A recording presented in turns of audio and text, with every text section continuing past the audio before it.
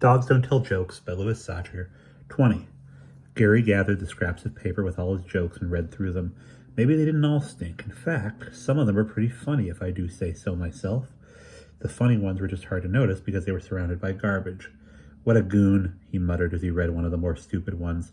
Rudolph the Red-Nosed Reindeer was funny. He just needed to tighten it up a little bit.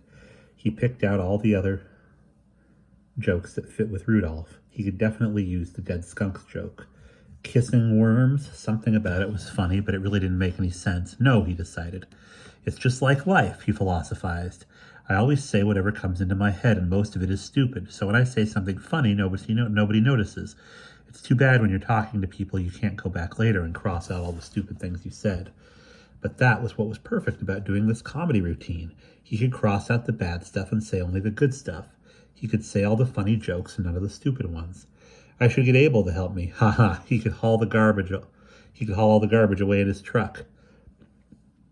He picked out his best jokes and started putting them in some kind of order. It came easy. The good jokes seemed to fit together naturally, almost as if some part of his brain had planned it that way all along. He made up some new jokes without even trying, and the new ones were funnier than some of the old ones.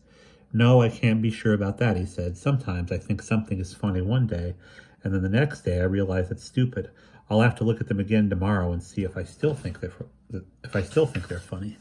Tomorrow was Thursday. He just wished he had one more time, even one extra day. He worked all afternoon, quickly ate his dinner, then stayed up until almost midnight. He didn't do his homework. There was just no way. By the time he went to bed, he knew, for the most part, which jokes he'd use and the order he'd say them. But it all needed to be polished. He needed a way to end his routine. He wanted a big finish, something to go bang, he said as he slammed his fist into his hand. Plus, he still had to memorize it, get his timing down and rehearse it. Of course, first I'll have to hearse, he said. I can't rehearse until I've at least hearsed one time. He stood up on his bed, pounded his chest like Tarzan, then raised his arms in the air and shouted, "The goon is back!" He saw Miss Langley first thing Thursday morning and told her he wanted to be back in the talent show. "Gary, you can't keep quitting and then signing up, then quitting again," she said. "Well, I'm in," said Gary. "I'm not going to quit." "Well, you'll have to talk to Brenda Thompson. It may be too late." He found Brenda as she was coming up the stairs with Julie Rose. It took Brenda a while to figure out what Gary was talking about because she didn't know he'd ever quit the show. "So then I'm in?" asked Gary. "Yes, you were never out," said Brenda. Julie Rose stared oddly at him. He wondered what matter Paul told her about why he had come to her house the other day. Well, he couldn't worry about it. He was back in the talent show. That was the most important thing. "You gonna stick around for some football?" asked Joe. Gary sighed. "I can't." "What's with you anyway, goon?" Zach asked.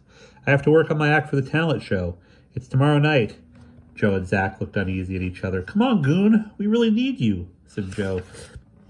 "I thought you were going to do a rap," Gary said. "I am," said Joe. "I made it up last week. It took about 20 minutes. No big deal. It's just a stupid talent show." "Yeah, I know," said Gary. "So what do you say?" asked Joe. "No, I really need to go home," Gary said. "I guess things don't come as easy for me as they do for you." "Personally, goon, I think you need a change of attitude," said Joe. "Lighten up. It's supposed to be fun. Who knows? Anything could happen." "Do you hear what I'm saying? Anything can happen." "I know that," said Gary. "So how about it?" asked Zach. "Are you going to play football or not?" "I can't." "Suit yourself," said Joe, "but don't say we didn't warn you." He tried not to think about it. He remembered what Angeline had said. Don't think about Friday, think about Saturday. No matter what happens, by Saturday, it will all be over. Forever. And that is the end of chapter 20.